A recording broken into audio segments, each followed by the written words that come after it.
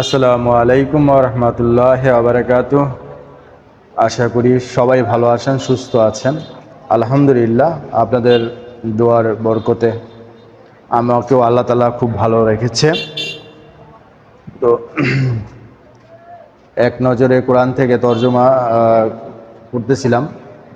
তো এক নজরে কোরআন থেকে তরজমার আজকের যে সূরাটা নিয়ে তরজমা শুরু করেছি সেটা হলো 105 নম্বর সূরা, সূরা ফিল।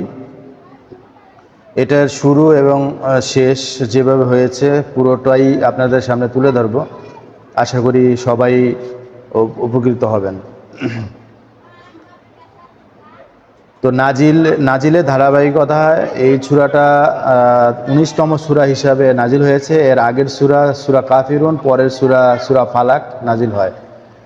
আর বর্তমানে কোরআন মাজিদের বিন্যাস অনুযায়ী এটা 105 নম্বর সূরা। এর আগে সূরা হুমাজা ও পরে সূরা কুরাইশ হিসাবে এটা বিন্যাস করা হয়েছে। এর আয়াত সংখ্যা হলো 5। এটি মাক্কি সূরা, অর্থাৎ মক্কা শরীফে এই সূরাটি নাজিল হয়। নামের রহস্য, ফিল মানে হলো হাতি। সূরার শুরুতেই আল্লাহ তাআলা বলেন, তুমি কি ভেবে দেখোনি তোমার রব হাতিওয়ালাদের সাথে কেমন আচরণ করেছে। এই হিসেবে সূরাটির নাম হয়েছে ফিল। মেজর থিম, 1 নম্বরে হলো হস্তবাহিনীর চক্রান্ত। এই মেজর থিম অর্থাৎ সূরা ফিলকে 3টা স্তরে ভাগ করেছে মেজর থিমে। 1 নম্বরে হলো হস্তি বাহিনীর চক্রান্ত, 2 নম্বরে আল্লাহর পরিকল্পনা, 3 নম্বরে হস্তি বাহিনীর পরিণতি। এই 3টা স্টেজে এই সূরাটাকে সেগমেন্ট হিসেবে ভাগ করা হয়েছে। সূরার শুরুর কথা এবং শেষের কথা। সূরাটি শুরু হয়েছে একটি প্রশ্ন দিয়ে, তুমি কি ভেবে দেখোনি তোমার রব হাতিওয়ালাদের সঙ্গে কেমন আচরণ করেছে। সূরাটির শেষ এই হাতিওয়ালাদের পরিণতি বর্ণনার মাধ্যমে আল্লাহ তাআলা নিজেই সেই প্রশ্নের উত্তর দিয়েছেন। পরিশেষে তিনি তাদেরকে এমন সহ্যকাণ্ডের মতো বানিয়ে কাণ্ডারের মতো বানিয়ে দিয়েছেন, যার শস্যগুলো খেয়ে গুঁড়োগুলো রেখে দেওয়া হয়েছে। শানে নজুল, ইয়ামানের গভর্নর আবরাহা ছিল কট্টর খ্রিস্টান, আর সে সময়ে আরবের অধিকাংশ লোকজন ছিল মূর্তি পূজারী। গুটি কয়েক মানুষ ছিলেন যারা এক আল্লাহকেই তাদের রব হিসাবে মানতেন। তবে সকলেরই ইবাদতের কেন্দ্রবিন্দু ছিল আল্লাহর ঘর কাবা। আব্রাহার সেটা ভালো লাগলো না। সে ইয়েমেনে বড় একটা গির্জা বানিয়ে ঢাকঢোল পেটাতে শুরু করলো। লোকজনকে বোঝাতে লাগলো তার গির্জাটাই নাকি নতুন কাবাঘর। কিন্তু তার কথা আরবরা কানে তুলল না। তাই প্রচণ্ড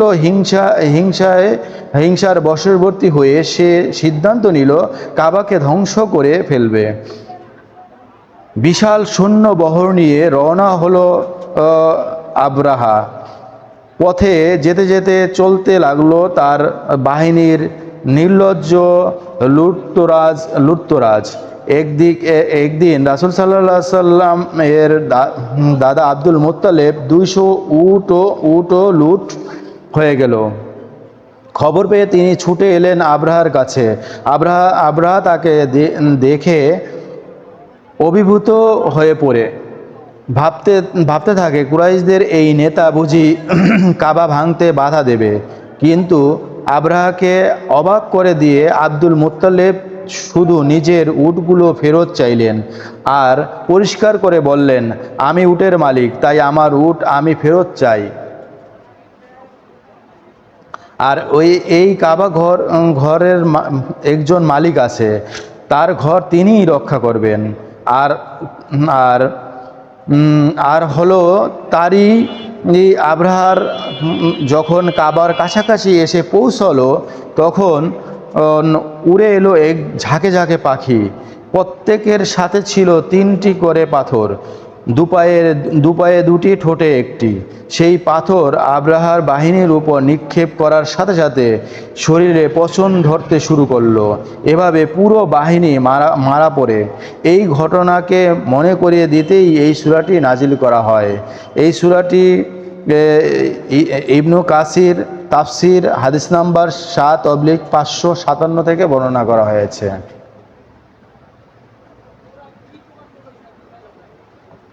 সেগমেন্ট হাতিওয়ালাদের সাথে আচরণ। 2 নম্বরে আল্লাহর ক্ষমতা, 3 নম্বরে বাহিনীর ধ্বংস। আল্লাহর ঘর ভাঙতে আসায় হাতিওয়ালাদের সাথে কি আচরণ করা হয়েছিল আল্লাহ সূরা শুরুতেই সেই কথা মনে করিয়ে দিলেন। আল্লাহর ক্ষমতা, মাত্র কতগুলো ছোট ছোট পাখি, ব্যাস হাতিওয়ালাদের বিরাট বাহিনী নিস্তব্ধ হয়ে গেল। এটি আল্লাহর ক্ষমতারই বহিঃপ্রকাশ। আল্লাহর ঘর ভাঙবার দুঃসাহস দেখানোর ফলে আব্রাহার বিশাল বাহিনী নজিরবিহীন ধ্বংসের মুখোমুখি হয়েছে। ফজিলত,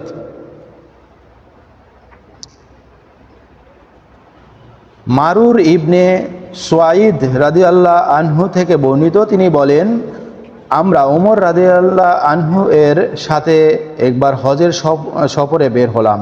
তিনি আমাদের নিয়ে ফজরের নামাজ আদায় করলেন। তাতে তিলাওয়াত করলেন সূরা ফিল ও সূরা কুরাইশ।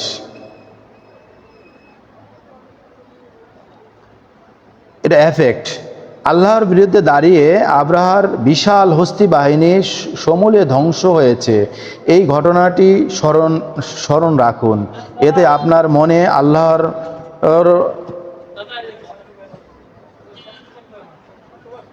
অজেয় ক্ষমতার বিষয়টি গেঁথে যাবে।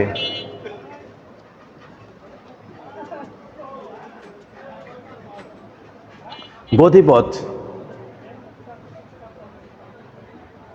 হস্তিওয়ালাদের চক্রান্ত। সূরার শুরুতেই কুরাইশ ও মানব জাতিকে মনে করিয়ে দেওয়া হয় আব্রাহা বাহিনীর ইতিহাস। সেই হাতিওয়ালারা আল্লাহর ঘর ভাঙার জন্য চক্রান্ত করেছিল। 2 নম্বরে হলো চক্রান্ত ধূলিসাৎ। তাদের সেই চক্রান্তকে আল্লাহ ব্যর্থ করে দেন। ঝাঁকে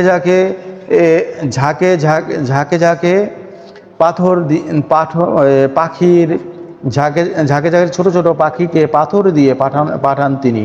সেই পাথরের আঘাতে অশ্ব শস্যে সজ্জিত একটা বাহিনী সম্পূর্ণরূপে ধরাশায়ী হয়ে পড়ে। পরিণতি, ভীষণ শক্তিশালী সেই বাহিনীকে আল্লাহ এমন শস্য কাণ্ডারের মতো বানিয়ে দিলেন, যার শস্যগুলো খেয়ে গুঁড়োগুলো রেখে দেওয়া হয়েছে। অর্থাৎ অহংকারীরা পুরোপুরি ধ্বংস হয়ে গেছে। 4 নম্বরে পবিত্র কাবা ঘরের নিরাপত্তা। কাবা অত্যন্ত পবিত্র ঘর। এখানে সারা দুনিয়ার মুসলমানরা জামায়াত হয়ে আল্লাহর ইবাদত করবে। এটি হবে মুসলিম উম্মার কেন্দ্রবিন্দু। তাই স্বয়ং আল্লাহই এই ঘরে নিরাপত্তা দিয়ে থাকেন। ওভারভিউ। নবী করিম সাল্লাল্লাহু সাল্লাম ও তার উম্মতকে ভেবে দেখার আহ্বান জানানো হলো হস্তি বাহিনীর সাথে আল্লাহ কিরূপ আচরণ করেছেন। হস্তি বাহিনীর চক্রান্তকে আল্লাহ ব্যর্থ করে দিয়েছেন। শাস্তি দিতে সেই অহংকারী বাহিনীর উপর আল্লাহর ঝাঁকে ঝাঁকে পাখি পাঠান। পাখিগুলো তাদের উপর ভীষণ শক্ত পাথর নিক্ষেপ করে। এর ফলে হস্তি বাহিনী সম্পূর্ণরূপে ধ্বংস হয়ে যায়।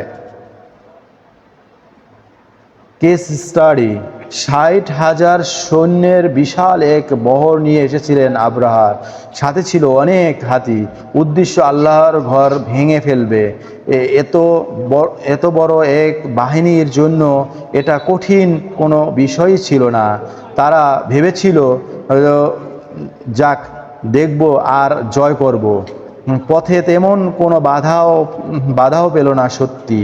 কিন্তু হঠাৎই আকাশে এলো ঝাঁকে ঝাঁকে পাখি। ছোট দুটি পায়ে দুটি আর ঠোঁটে একটি পাথর। বিশাল সশস্ত্র বাহিনীর বিরুদ্ধে এই ছিল অস্ত্র। কিন্তু সেই অস্ত্রের কি দাপট! একেবারে পিষে গেল আব্রাহার দম্ভ, গলে গলে পচে ধুকে ধুকে মারল আব্রাহা সহ তার দলের সৈন্যরা। এই ঘটনা আমাদের জন্য বিশাল শিক্ষা বহন করে। মানুষ পরিকল্পনা করে আর আল্লাহ পরিকল্পনা করেন, কিন্তু আল্লাহর পরিকল্পনাই যে শ্রেষ্ঠ, ও এই সত্যকে মনে প্রাণে ধারণ করতে হবে। যে কোনো বিপদ মুসিবতে তাকেই ডাকতে হবে। হতে পারে হাত হাত পাততে হবে তারই কাছে। ইবনে কাসির তাফসির এর হাদিস নাম্বার 7/300। রিফ্লেকশন। তিনি কি তাদের চক্রান্ত ব্যর্থ করে দেননি? এখানে তাদের গবেষণার বিষয় একটি শব্দ নিয়ে মূলে কাঈদ শব্দ ব্যবহার করা হয়েছে। কারো ক্ষতি করার উদ্দেশ্যে গোপন কৌশল বা চক্রান্ত অর্থে এই শব্দটি ব্যবহার করা হয়। প্রশ্ন হচ্ছে, এখানে গোপন কি ছিল? তারা যে আল্লাহর কাবা ঘর ভেঙে ফেলতে এসেছে একথা তো তারা গোপন করেনি।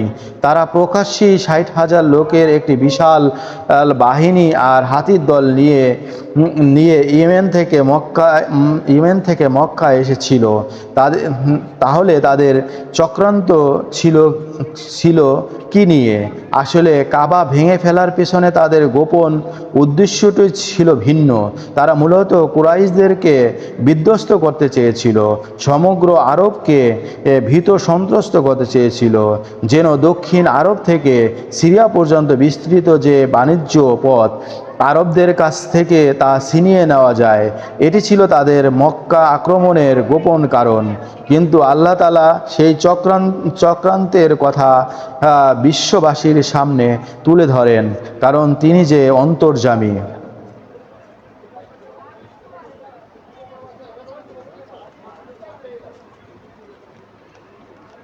তো এই সূরা থেকে সূরা ফিল থেকে আমরা যে শিক্ষাটা পাই সেটা হলো যে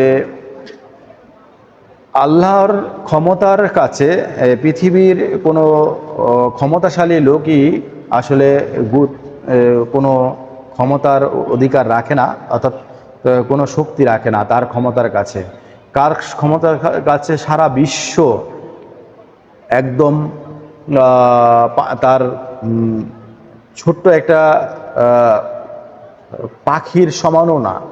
সেটাই আল্লাহ তাআলা তুলে বোঝাতে চেয়েছেন যে তার পৃথিবীর যত ক্ষমতাই থাক, যত শক্তিশালী ব্যক্তি হোক না কেন বা ব্যক্তিবর্গই হোক না কেন, তার কাছে এটি একদম নিছক তুচ্ছ একটা ব্যাপার যে তার ক্ষমতা, যে তিনিই যে সৃষ্টিকর্তা, তিনিই যে সমস্ত কিছুর অধিকারী, তিনিই যে সমস্ত সৃষ্টিকর্তার অধিকারী, একমাত্র ক্ষমতার অধিকারী তিনিই, সেটাই এখানে বুঝিয়েছেন। তো সবাইকে এই সূরা ফিল আমল করা তৌফিক দান করুক। আজকের মতো এখানেই বিদায়। আসসালামু আলাইকুম ওয়া রাহমাতুল্লাহি ওয়া বারাকাতুহু। দেখা হবে নেক্সট যে সূরাটা আছে সেই সূরা নিয়ে, সূরা হুমাজা। সেই পর্যন্ত বিদায়।